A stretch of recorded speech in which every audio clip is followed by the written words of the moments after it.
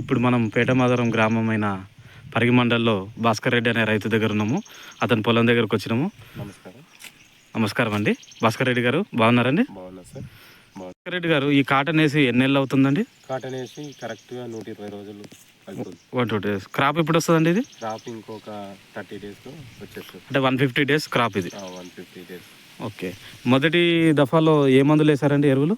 DAP వేసాను, తర్వాత 2020 urea, తర్వాత నానో యూరియా కొట్టేసాను. ఓకే. పెస్టిసైడ్స్ ఏ వాడారండి ఫస్ట్ సైడ్? పెస్టిసైడ్స్ ఫస్ట్ టైచి, నెక్స్ట్ గ్రాసియా, తర్వాత డీకాట్.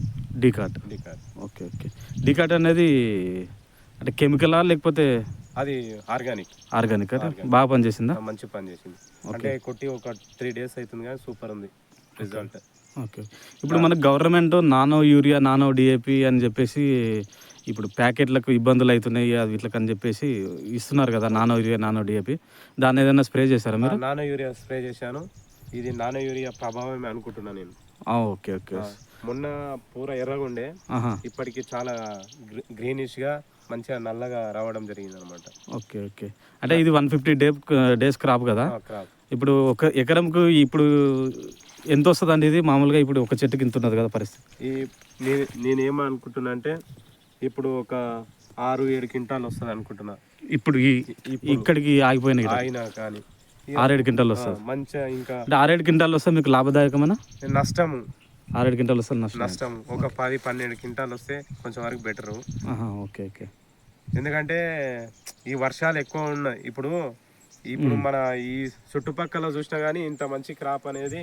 అవును, నేను ఇప్పుడు ఆల్మోస్ట్ ఒక 10 ఎకరాల వరకు చూసాను. అన్నిటికన్నా బెస్ట్గా ఉంది ఇది. అంటే అందుకోసం ఇంటర్వ్యూ తీసుకుందాం అని చెప్పేసి ఇక్కడికి వచ్చినాము. బెస్ట్ ఇత్తనం ఇది.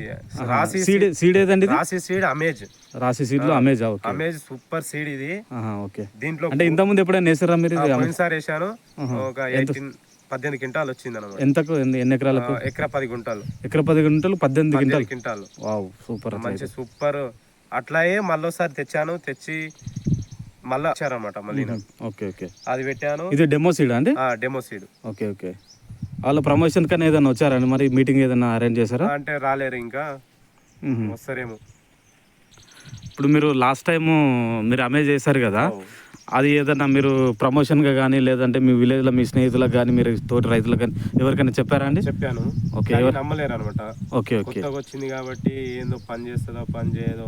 అంటే మీ పక్క చేను వాళ్ళు అయితే చూసుంటారు కదా, వాళ్ళైతే నా చేనుకి ఎవరు రారనమాట. ఎక్కువ దూరం ఉన్నందుకు. ఊరికి ఎంత దూరంలో ఉంటుంది ఇది? ఇది కిలోమీటర్న్నర ఉంటుంది. ఓకే. అందుకే మంచిగా ఉంటుంది అని కానీ నమ్మలేరు.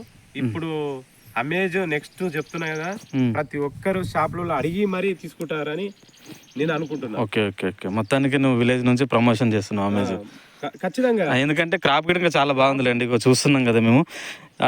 ఇంకొకటి దీనికి అసలుకి ఏ దోమ కానీ పెయిన్ కానీ ఏది లేదండి. గ్రీనిష్ చైన్ మొత్తం చాలా గ్రీనిష్గా ఉంది. దీనికి మీరు స్పెసిఫిక్గా ఏ మందులు వాడారో ఒక క్లియర్గా ఒకసారి, ఇప్పుడు లాస్ట్గా వాడానని చెప్పారు కదా, అదేదో క్లియర్గా చెప్తారండి ఒకసారి? లాస్ట్ అయితే డీకాట్ కొట్టాను, దాంట్లో నానో యూరియా, తర్వాత 13045. 13045 సారీ 13045. 13045. ఓకే. అయితే మొత్తానికి అయితే రెడ్గా ఉన్న చేను గ్రీన్గా అయింది అన్నట్టు. ఇది మొత్తానికి ఇది యూరియా ప్రభావం, నానో యూరియా ప్రభావమా లేకపోతే డీకాట్ వల్ల ఏదైనా జరిగి ఉండొచ్చా? నానో యూరియా మరియు డీకాట్ కూడా. ఇప్పుడు డీకాట్ మనకు పరిగిలో దొరుకుతుందా అండి? దొరకదు. అవునా? ఓకే.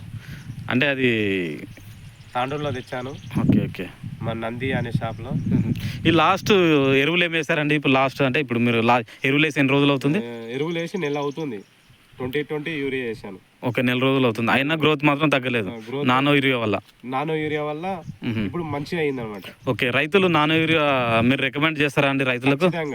ఇప్పుడు ఎకరాకు 2-3 బస్తాలు గుమ్మే కన్నా అదే ఒక బస్తా చేతిలో పట్టుకొచ్చి వేయడము. మళ్ళీ నానో యూరియా బస్తా యూరియాకు సేమ్ రిజల్ట్ ఉంది. కాబట్టి నా దృష్టిలో నానో యూరియానే బెటర్ అని నేను అనుకుంటున్నాను. ఎందుకంటే ఎట్లయినా స్ప్రే చేస్తాం, దాంట్లో అది కలుపుకొని స్ప్రే చేస్తే పని అయిపోతుంది. అదే మళ్ళా తర్వాత వేయాలంటే కూలోలని మోసుకొచ్చి ఇబ్బంది ఉంటుంది. కాబట్టి నానో యూరియా బెటర్ అని నేను అనుకుంటున్నాను. ఓకే ఓకే నానో యూరియా వల్ల చెప్పండి ఒకసారి బెనిఫిట్స్ నానో ఏమంటారు? యూరియా వల్ల బెనిఫిట్ ఏంటంటే, ఇప్పుడు బస్తా యూరియా భూమి మీద వేసినప్పుడు అది ఏమవుతుంది, ఎండకు వానకు భూమిలో కలుషితం అయిపోతుంది. 70% అనేది ఆవిరైపోతుంది. ఓకే ఓకే చెట్టుకు అనేది 30% మాత్రమే తీసుకుంటుంది. నానో యూరియా వల్ల బెనిఫిట్ ఏంటంటే, మనం స్ప్రే చేసింది మొత్తము ఒక 70% మొక్క అనేది తీసుకుంటుంది. కాబట్టి నానో యూరియానే బెటర్ అని నేను అనుకుంటున్నాను. ఓకే ఓకే గుడ్ ఇన్ఫర్మేషన్ అండి. థ్యాంక్ యూ భాస్కర్ రెడ్డి గారు. Thank you.